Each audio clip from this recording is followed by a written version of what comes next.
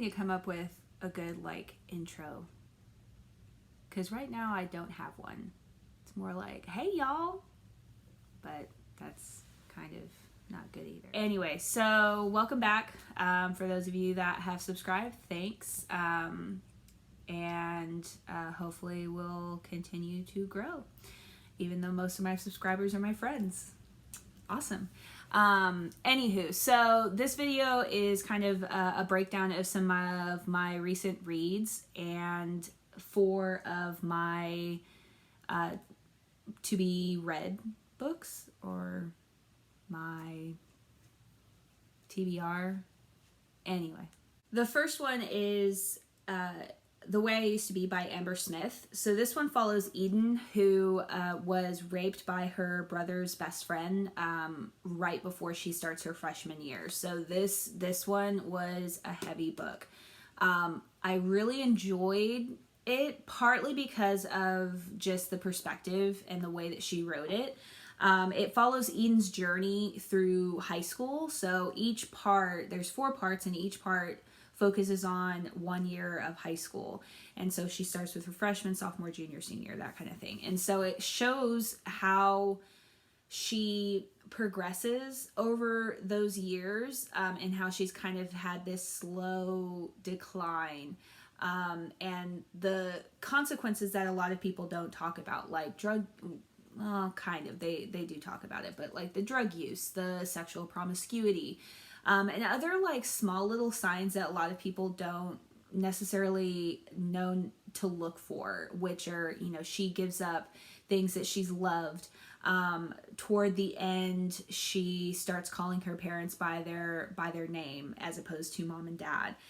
So there's definitely a shift in that relationship. And so it kind of shows how she pushes people away, and just the ingrained consequences of sexual assault. I really enjoyed the character development. There were a lot of instances where I was so unbelievably frustrated with Eden, because I knew that she needed to tell somebody. She needed to get help, but she didn't know how to. And so her way of coping was to become someone else and to become something else, and kind of use that as a way to control her life, when in actuality she's completely out of control. She's not in control of anything.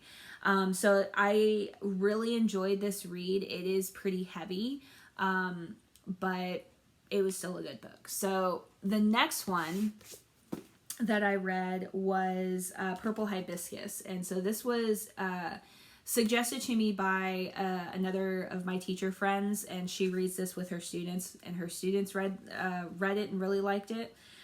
And this one follows Kimbili and her older brother, who live in Nigeria with their parents. They're very well-to-do, they're very wealthy, but they also live in kind of a tyrannical family structure. Their father is kind of a dictator. He doesn't let them do anything. He's very structured. Like they are very much like regimented in what they do. So they spend a week at their aunt's house with her family, and they are kind of the antithesis of her family. They are poor. They still hold, the same Catholic beliefs, but they're like Catholic light, so to speak. And Kimbili makes these discoveries about herself, about her father, about what's happened.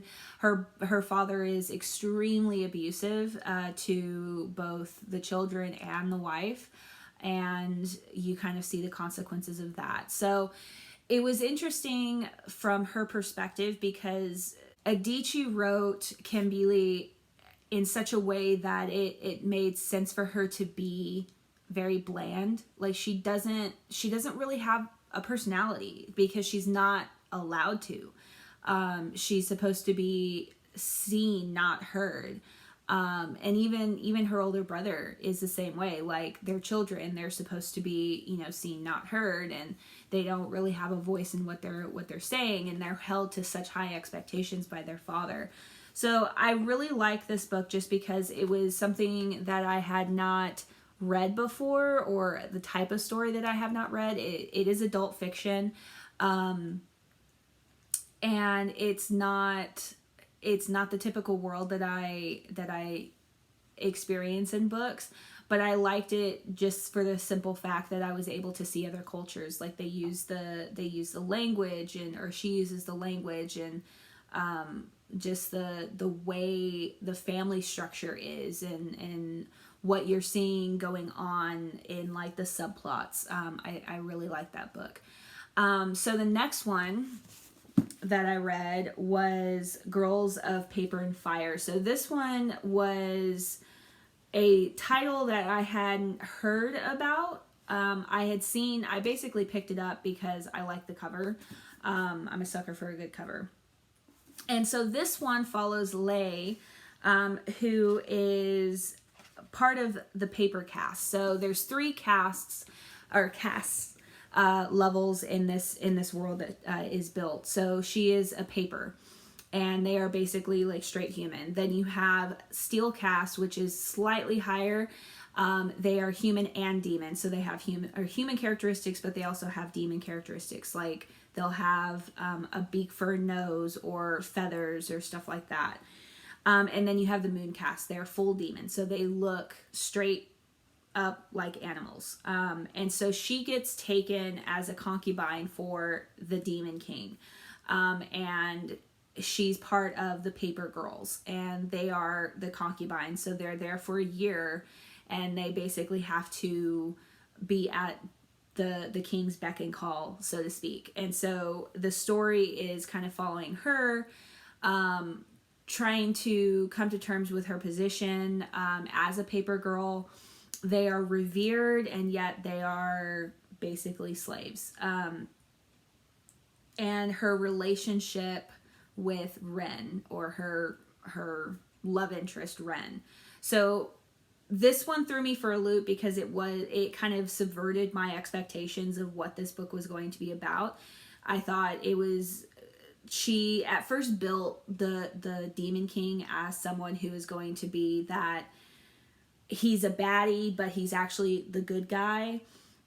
And instead he's just fucking horrible. Like there's no redeeming quality about this guy at all. But again, I felt like this one, what kind of brought it down for me was I wanted the story told from Ren's perspective, not Lei's. The more I learned about Ren, the more I was like, oh shit, she's like this badass ninja. Like, let's hear from her, as opposed to Lei, who's really only interesting thing is that she has golden eyes. Like, I figured there would be some kind of big reveal about like, oh, she has, powers or something like that. Like, I figured there'd be something more, and maybe it comes out in the second book. I haven't read the second book, but it just kind of, I don't know, it fell flat for me just because of Lei. I like it because it's a different cultural perspective than what you normally see in YA. So the author is British and Chinese, and Chinese/Malaysian. And so that's where she kind of got the inspiration for this book. So still a good book. I recommend it just because it does have that representation in there, various representations. So it's still a good book. So on to the DNF. My expectations for this book were high. I really loved it for the cover, and I was like, awesome, cool. It has like this really pretty cover, and I thought it would be so cool, but no, it's not. So the Queen of the Tearling, I guess I'm in the minority in not liking this book because it has high reviews on Goodreads, but anyway. So the story follows Kelsey, who is this exiled queen, and she comes into her throne at the age of 19. She gets these guards show up, take her back to the Tearling, or back to the I guess, castle, and that's as far as I got. The story didn't make sense to me. because I'm like, is this the future? Is this the past? Is this what is this world? Like, I don't know, because they talk about American Britain and this crossing, and it's like, okay, is the tierling an allegory for a country that's right now? I have no idea. So it just got to the point where I'm like, I don't care.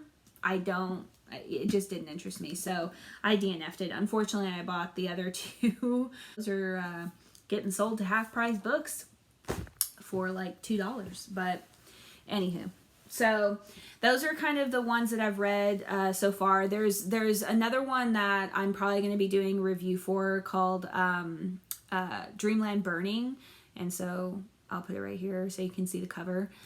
And that one I will definitely be doing a review for. It's my second book club book that I'm reading. And so we're actually meeting on Tuesday to discuss that one. So I'll probably put up a review after that. So on to my TBR. So I have 4 books that I'm going to be attempting to read in the next couple of weeks. I don't have a deadline. This isn't like my July TBR. Although I'm probably going to be able to finish them in July, hopefully, because, you know, summer vacation plus COVID equals there ain't shit to do. So the first one I remember seeing on someone's video. I can't remember for the life of me who it is, but anywho, it's called My Sister the Serial Killer. And obviously with a title like that, who wouldn't want to read this book? So I started it yesterday. It's going by super quick because the chapters are super, super small. So the book is about Cordy, and her sister Aola. Again, I'm butchering these names. This also takes place in Nigeria, and they are sisters. Obviously, I think I said that. Anywho. So Cordy is the older one, and her sister is obviously a serial killer. She's killed 3 of her boyfriends, and Cordy is the one that has to come in and clean it up. So, you know, the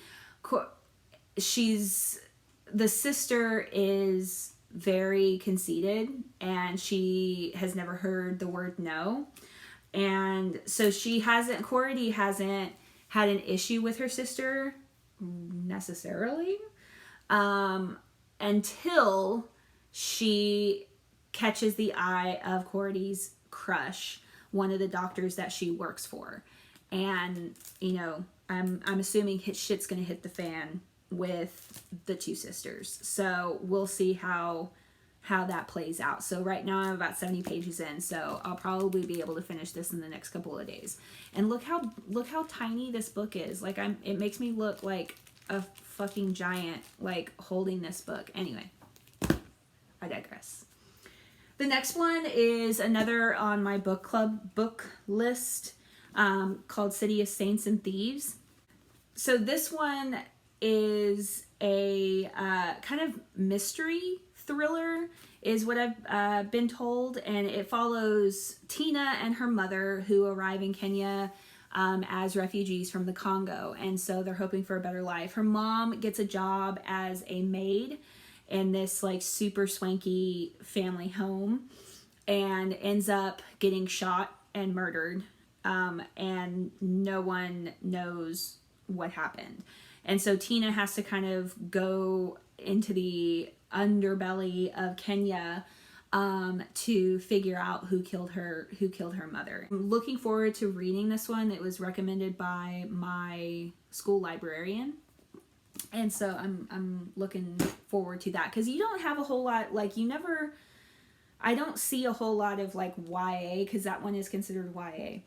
I don't see a whole lot of like mystery thriller YA. It's either like uber romance or fantasy. Like I want a little bit more like mystery thriller kind of thing. So I mean, you got Nancy Drew, but come on now.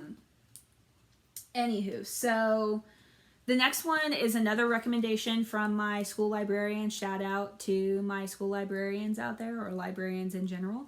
So Hope Nation is an anthology, and it is YA authors sharing personal moments of inspiration. So they're all pretty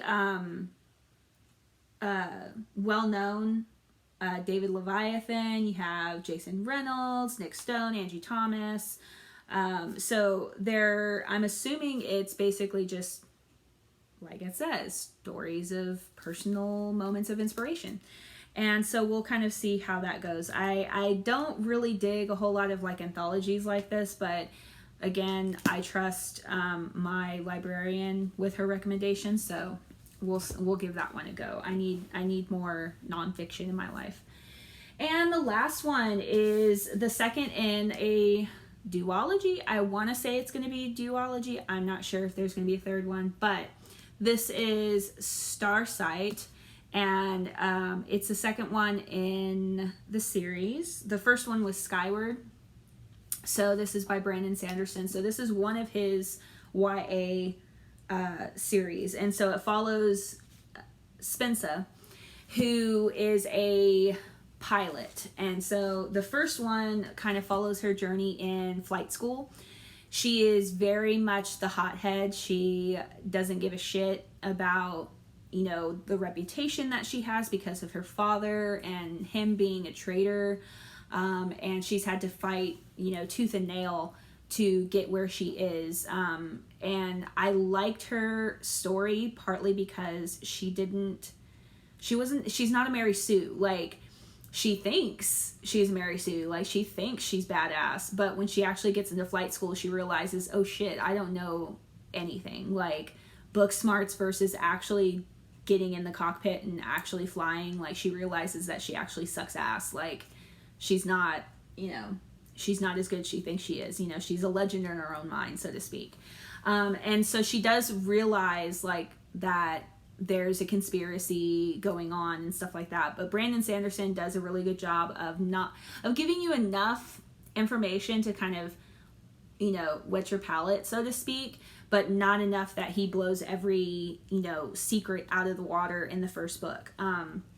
So I'm looking forward to kind of continuing and seeing what he does with that book. So those are my 4 to be read to get done in sometime in July. Again, I don't have a deadline. I'll probably put up again the review for Dreamland Burning next week, and then when I get done with My Sister the Serial Killer, I'll probably put that one up as well. So we'll see. But yeah, thanks for coming by. Thanks everyone that has subscribed. If you have come across this very strange video, I'm sorry. Subscribe though, please, I'm lonely. So yeah, I guess we will see you later. I'm gonna go cuddle with my dogs and do some reading, so see you later.